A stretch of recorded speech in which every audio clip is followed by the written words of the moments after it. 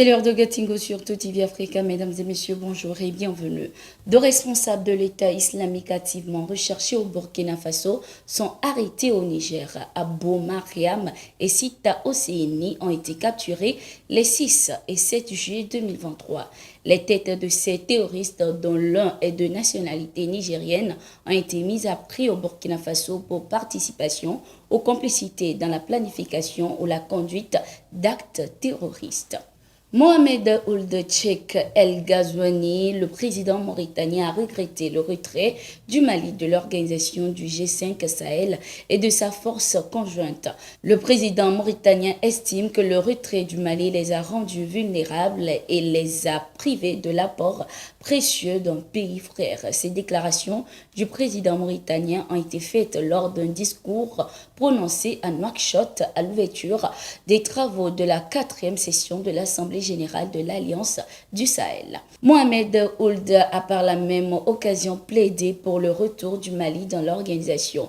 Le Mali avait décidé de sortir du G5 Sahel, évoquant une perte d'autonomie et une instrumentalisation au sein de cette organisation régionale. L'opposition de certains États membres du G5 Sahel à la présidence du Mali est liée à des manœuvres d'un État extérieur à la région visant désespérément à isoler le Mali.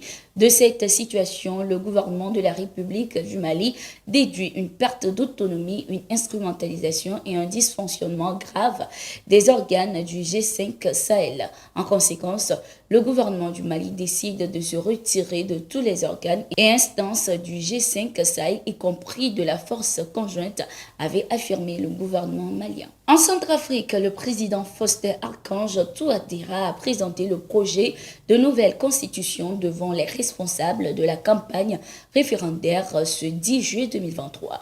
Le contenu du dit document n'a pas encore été révélé, mais comprend 67 pages, dont 15 titres et 186 articles. Il y a deux éléments dans une constitution, l'histoire d'un peuple et la géographie d'un peuple. Or, nous avons toujours eu des constitutions qui nous ont été imposées par des contingences historiques. En d'autres termes, elles viennent de l'extérieur. Elles nous sont imposées, y compris les régimes, a déclaré Aristide Reboas, ministre de la Jeunesse et des Sports de la République centrafricaine.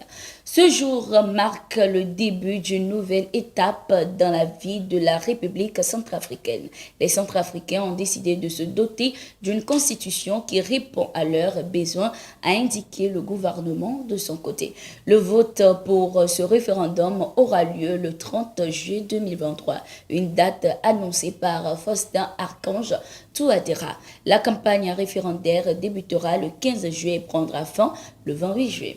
La question d'intégration de nouveaux membres au sein des BRICS sera étudiée lors des prochains sommets des chefs d'État de l'organisation. L'information est confirmée par le président sud-africain Cyril Ramaphosa. Également, la situation géopolitique actuelle et le besoin de l'Afrique en financement seront abordés lors de ce sommet.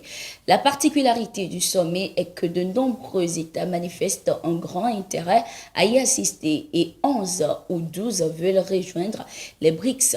Nous examinerons cette question et nous prenons souvent des décisions par consensus, a affirmé le président sud-africain. Sergueï Lavrov, le ministre des Affaires étrangères de la Russie, a de son côté affirmé que le groupe est en train d'examiner les critères d'admission de nouveaux membres et sur les modèles pour prendre les bonnes décisions. Le sommet des BRICS se tiendra à Johannesburg, en Afrique du Sud, du 22 au 24 août 2023. L'activiste Ras Bat a été remis en liberté par la justice dans l'affaire de l'ancien ministre Boubeye ce 11 juillet 2023. Par contre, l'animateur reste en prison pour attendre son jugement dans une autre affaire où il est poursuivi pour offense au chef de l'État, atteinte au crédit de l'État et association de malfaiteurs.